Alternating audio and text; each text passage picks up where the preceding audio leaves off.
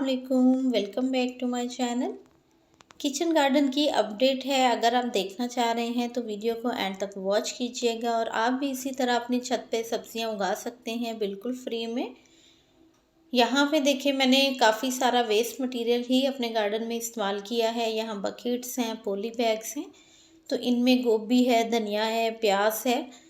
तो ये बहुत रूटीन की हमारी वेजिटेबल्स हैं जो कि हम किचन में इस्तेमाल करते हैं, और अगर हमें ऑर्गेनिक फ्री की ताज़ा मिल जाएं तो और हमें क्या चाहिए।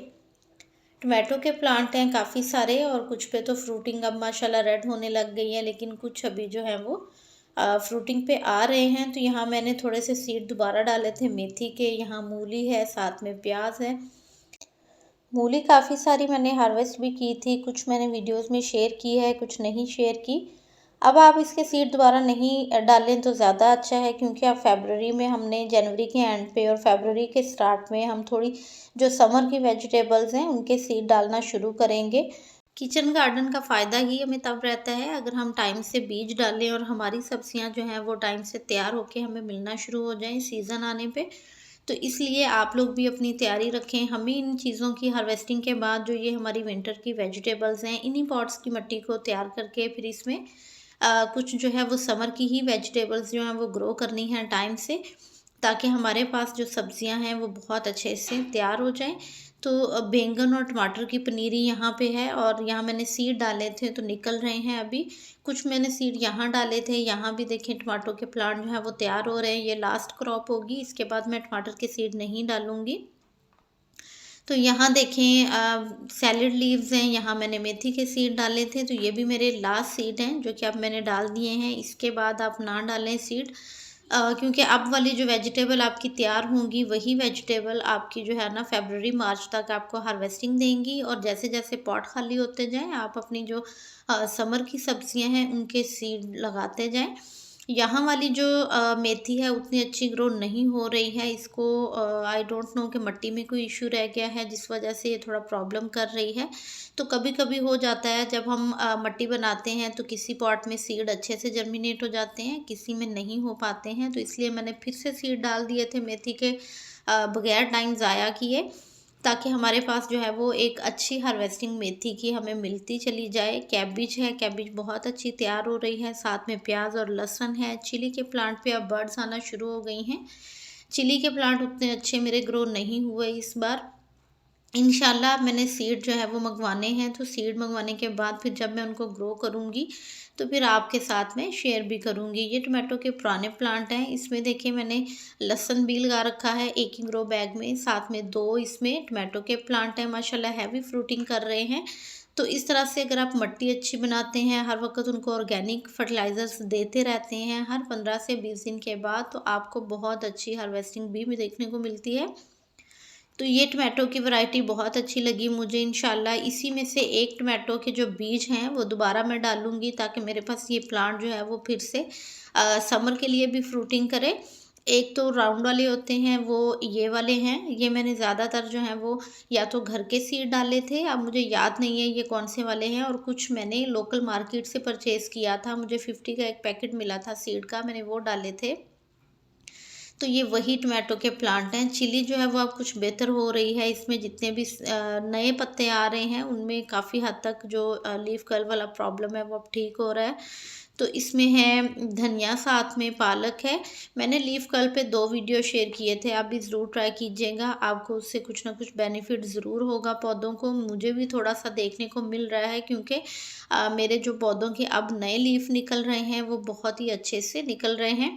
उनमें उतना वो लीफ जो मुड़ रहे थे वो वाला प्रॉब्लम नहीं दिख रहा है। तो यहाँ ये जो मूली के आपको प्लांट दिख रहे हैं, इसमें से हम मूली निकाल लेंगे क्योंकि बिल्कुल तैयार है। और फिर इसी में मैं दोबारा खाद डालूंगी, और खाद डालने के बाद इसको मैं टमाटो के जो प्लांट मेरे तैयार हो रहे हैं वो लगा दूंगी। तो खाद जो है वो मैं कॉर्डंग ही डालती हूँ, मेरे पास वही अवेलेबल होती है, या फिर ये किचन का वेस्ट है, उसके अलावा मुझे नहीं मिलता है कहीं से कोई भी खाद।